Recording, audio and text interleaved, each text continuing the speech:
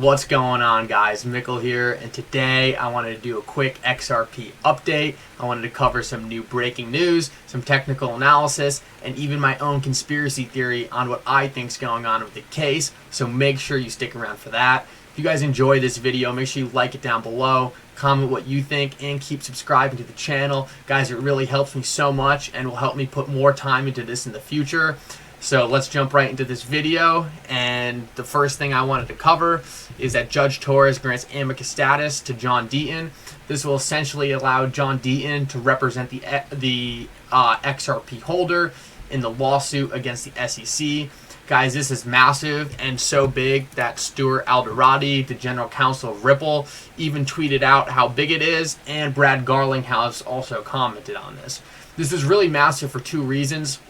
One, because it will allow John Deaton to come in and really explain why the retail investor was essentially attacked by the SEC in this lawsuit. John Deaton is a very well-spoken, clear, and really gets to the point when he speaks. And I think this is going to be very important as he essentially explains to the court why the SEC has wronged the XRP holder in this case. One of the hardest things about this case is it's very hard to really get a sense for what's going on when you have to have such a deep level of crypto. Well, I think the judges have done a great job so far. I think having someone come in like John Deaton and really just simplify everything and just tell it how it is and really represent the emotions the retail investor has gone through is going to be massive, and I think it's going to really weigh in the judge's decisions going forward in what ruling she makes that could not only hurt Ripple, but now hurt the 22,000 holders that John Deaton represents. Overall, I think it's going to make her rule in favor of the XRP holders more often than not, and I just think this is a great thing. The other thing I really want to get into is that what this motion is going to allow is that the SEC is going to have to make it clear whether or not XRP bought and sold today is really a security or not. And the answer to that is, of course, it's not. Any ownership of XRP has nothing to do with buying Ripple. If I bought XRP and Ripple went out of business, I would still hold XRP, and XRP would still be transferring on the XRP ledger. Ripple really has nothing to do with it, and that's why it really makes no sense for XRP to be a security of Ripple. It makes no sense because what would my XRP then just turn into a security of the next biggest company building on the XRP ledger? No, of course not. It doesn't make any sense. And that's what really I want to talk about in my kind of conspiracy about this case in the first place. The idea of calling XRP a security of Ripple really never made any sense, and the SEC has even showed their hand a couple times when they said, oh, well, it's more of the sales of XRP and not really the XRP itself. This really makes me question the motives of the lawsuit in the first place, because while the only sensible argument would that be Ripple made offerings of XRP that seem like securities, they seem to keep arguing that the XRP token itself is a security.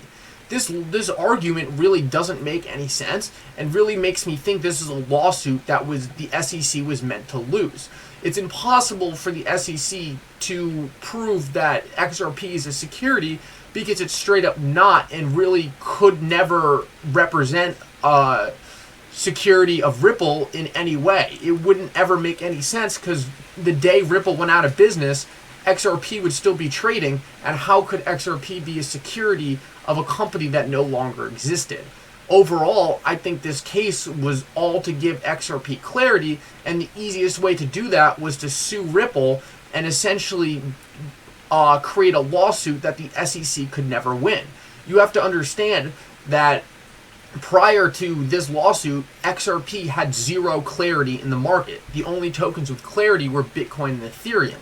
Therefore, the only way to give XRP undoubtable clarity was essentially to do it through the courts, and in this case, it was a lawsuit. Some of the biggest reasons I believe that is, first of all, Jay Clayton filed the lawsuit and then left the next day. If he thought it was going to be a case he would win, he would clearly stick around and use it as a victory and essentially tout it as essentially a victory on his resume. But he didn't do that. He filed a lawsuit and then left. That's probably because he knew the lawsuit was a lost cause. He likely filed the lawsuit because they realized long back that XRP is going to be critical to the new age financial system, and they can't wait around for Congress to make rules around this because they're too busy arguing about stuff that doesn't matter. Therefore, the easiest way to do it was to stage a fake lawsuit, shake out some retail holders, and essentially file a lawsuit that the SEC could never win, and ultimately deem XRP a currency and not a security, because a security designation wouldn't make any sense based on the security laws we have. I also want to point out that on my last video when I mentioned this, a lot of people pointed out it was a weapon used against XRP to hold them back. And this is what digital asset investors have been saying a lot, and I do follow his channel very closely, and I think digital asset investors actually spot on with about 90% of what he's saying. I do believe that back in the day, 2018, everything William Hinman and Jay Clayton and a lot of the people did had to do a lot of with corruption, and had to do with the Ethereum Alliance wanting to hold back Ripple. But I think the part that people is missing is that up until this lawsuit was filed, Ethereum had all the clarity and XRP and Ripple had zero clarity. Essentially, Ripple was begging the SEC for clarity and not getting it. The only thing that could have happened out of this lawsuit was that XRP was going to get clarity. Therefore, the idea of filing the lawsuit was actually always a benefit to Ripple, because if the SEC really wanted to continue to hurt Ripple, they would have just ignored them and let them keep going on with zero clarity. The whole reason the lawsuit was initiated was because the SEC knew they had no chance to win it. You have to understand, these people aren't idiots, they were smart. We're seeing all this from the outside and slowly realizing how horrible this case is, but the SEC knew it from the start. They knew they were going to lose this case and filed it because they wanted to give XRP clarity. That doesn't mean that XRP wasn't held back in the last 3 years, but 3 years is a long time, and it's very likely that a call came from higher up and told the SEC, all right, get over it. I mean, the Fed's using the Ripple blockchain in their faster payments platform. So it's very likely the SEC was told, you need to figure out how to get XRP clarity, and if that means losing this lawsuit, go out and do it. And overall, I really think that was the plan all along, because, and my main reasoning behind that is that if the SEC's really main goal was to hold Ripple back, they wouldn't have done anything. The only thing a lawsuit could have brought is clarity, because the SEC had to have known the entire time that this was a case that was going to be virtually impossible to win. You also have to understand that there was multiple SEC lawyers and heads of the SEC currently on Ripple's legal team. They knew all along what was hidden at the SEC, and they knew that Ripple could easily win this case.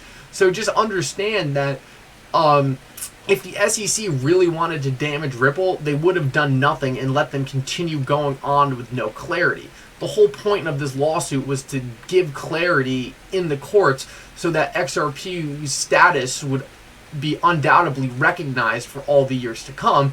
And overall, I just think this is another great example of this. John Deaton's going to come into the lawsuit and force the court and the SEC to essentially say, oh, well, the XRP that the XRP army holds isn't really a security. We really just meant the sales Ripple were doing were securities offerings.